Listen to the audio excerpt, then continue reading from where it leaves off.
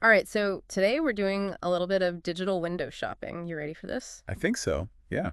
What are we looking at? We've got this e-commerce site called Lopus, and we're going to see if we can figure out their business just from their online storefront, kind of like we're just peering through the window. Interesting. Okay, I'm game. What kind of business is it? Well, they've got this wild mix of products like home decor, baby items. They even have paint. But here's the thing that really caught my eye. What that? Their site is translated into 21 different languages. Whoa, 21. Yeah. That's a lot, Yeah. especially for e-commerce. I mean, Yeah. most online businesses I see kind of start local. Right, exactly. So it makes you wonder what their strategy is here. Are they thinking global from day one? Is that even common? It's definitely ambitious. Yeah. I don't see it that often, to be honest. Ye- It suggests that they might be aiming for those big global e-commerce platforms right out of the gate. Yeah, that's what I was thinking. So let's dive into their products a little bit and see if we can glean any more clues. Okay, so one of the first things I noticed is this antibacterial wall paint strong repair latex paint with roller brush for living room and kitchen. I mean, that's Yeah. pretty specific, right? It is. It's very Right. detailed, Yeah. which makes me think they might be targeting a very specific type of customer, someone who is really concerned about hygiene, maybe. Oh, interesting. Like who? Well, maybe new parents or someone with allergies, perhaps. Oh, yeah, that makes sense. Yeah. Okay. And speaking of new parents, they also have baby stuff, like this baby contrast trim jersey bib. Huh. So maybe they are going after multiple customer segments. Yeah, it's kind of all over the place, which makes their strategy even more intriguing. Okay. Okay, but here's something that actually caught my eye. A DeFi Starry moon lamp, 8 centimeter LED nightlight with stand. I don't know why, but I kind of love that. Are these moon lamps trendy right now? You know, Galaxy-themed decor has been pretty popular for a while now, Yeah. especially among younger consumers. Yeah. And I could totally see a moon lamp fitting into that whole aesthetic. So, yeah, they might be onto something there. Yeah, maybe tapping into some trends.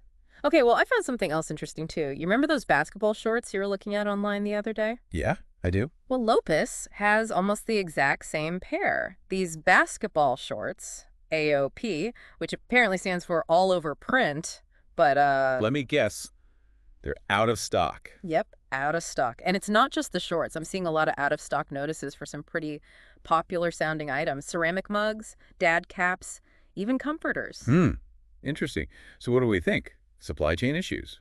Or maybe a deliberate scarcity tactic? Right. It's hard to say for sure, but it definitely makes you wonder what's going on behind the scenes. Maybe they're still working out some kinks in their inventory management. Yeah, maybe. It's hard to tell from just this snapshot, but it's definitely something to keep in mind. Okay. What else have you got? Okay, one last thing that jumped out at me. Their payment options. They have a ton. I mean, Visa, MasterCard, all the usual suspects, of course. But then they also have digital wallets like Apple Pay and Google Pay. And get this, they even accept Venmo. Wow, that is a long list. I mean, Hmm? offering lots of payment options is getting more common these days, especially online. But that seems like a lot. I know, right?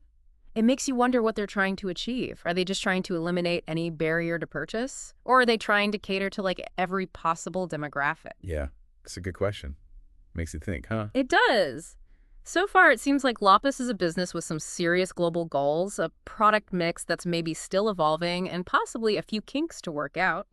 But here's the real question.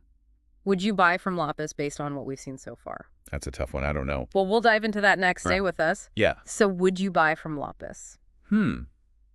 That's the question, isn't it? I have to admit, I'd be a little hesitant with all those out-of-stock notices. Yeah, for sure. As a customer, I definitely want to feel confident that they could actually, ship my order. But let's say, hypothetically, you do find something you like on there, and it is in stock. Do you think all those payment options make a difference? Would that make you more likely to buy? I think offering a variety of payment options is definitely a good thing. It just makes the whole checkout process smoother. And I do like that they include things like Apple Pay. It just feels more secure and convenient. Yeah, absolutely. Me too. Although I was a little surprised to see Venmo on there. It seems more geared towards like quick transactions with friends, not so much for online shopping. True, Venmo's usually for those peer-to-peer payments. But maybe Lopus is trying to appeal to a younger demographic that's used to using Venmo all the time? Yeah, maybe. They're trying to make their brand feel more, I don't know, approachable, trendy. Yeah, exactly. But the more I think about it, I do wonder if Lopus is spreading themselves a little thin with all of this. all these languages, all these different products, all these payment options. It's like they're saying yes to everything without a clear focus. That's a really good point. It's like that saying, jack of all trades, master of none. Yeah. You kind of want to be known for something specific, right? Something that makes you stand out. Right. And that's what's so important in e-commerce, standing out, because there's so much competition. Exactly. So are we saying that Lopus is failing to do that? Well, I don't want to jump to conclusions. Hmm. We're only seeing this one little snapshot of their business, right? Right. It's entirely possible that they have a brilliant brand strategy that we're just not seeing. True, true. But just based on what we've seen so far, in their storefront, I'm not totally convinced that they've figured out their, what do you call it, unique selling proposition. I get it. It does seem like they're still kind of figuring things out. Okay. Maybe experimenting a bit to see what works. Okay, so back to our original question. Would we buy from Lopus? Honestly, it would depend. For me, it would come down to what I was looking for and honestly how much I trusted them to actually deliver what they promised. Those out-of-stock messages would definitely make me think twice. Yeah, same. And I think I'd need to see more of a defined brand identity. Like, what does Lopus actually stand for, besides just offering a ton of stuff in a bunch of languages? I think that's a really important point. Having a wide selection and lots of payment options isn't enough anymore. Businesses really need to tell a story, connect with their customers, and give them a reason to choose them over everyone else. Couldn't agree more. So what about our listeners? What do you think? Would you click add to cart on Lopus? What would make you want to buy from them? Yeah, we'd love to hear your thoughts. Well, stick around for part 3, where we'll wrap up this Lopus deep dive and talk about some of the bigger e-commerce trends that this whole thing has brought up. So we spent all this time digging into Lopus, their products, their whole approach to e-commerce. It's kind of felt like we're piecing together this puzzle, right? It really has. Right. We've seen some pretty smart moves, maybe some not so smart moves, but definitely a lot of ambition.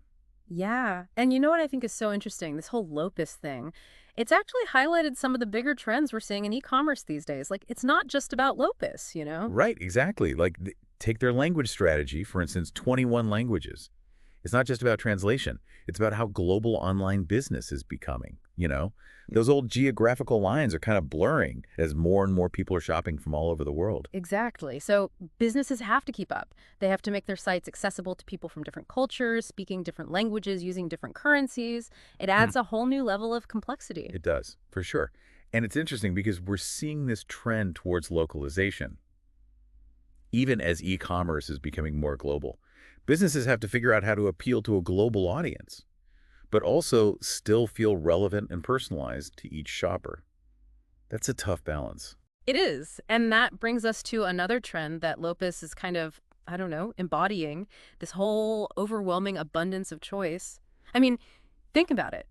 A wide range of products, tons of payment options, and they're clearly trying to appeal to, like, everyone. It's true. And it makes sense, in a way, because as consumers, we're so used to having endless choices online, so we kind of expect that from every business now. But like you said earlier, it can be too much. Too many choices can lead to decision paralysis. Yeah. So it's a challenge for businesses. How do you cater to everyone's needs and preferences without losing your own identity? How do you stand out when there's so many options out there? That's the big question, isn't it? Yeah. I think what we're seeing here, the e-commerce isn't just about having a website and some products. It's about so much more than that. It's about telling a story, creating a sense of community, giving customers a reason to choose your business. And maybe that's where Lopus is still figuring things out. They've got the ambition, they're keeping up with the trends, but maybe they need to refine their approach a little, figure out what makes them unique. Yeah, it's all part of the process. E-commerce is constantly changing, so businesses have to adapt and be willing to experiment. What works today might not work tomorrow. So true. And as we wrap up our Lopus deep dive, I think it all comes back to this question. What makes an online business really stand out to you? What makes you want to hit that add to cart button? What makes you want to be part of their story? Thanks for joining us today. Yeah, thanks for having me.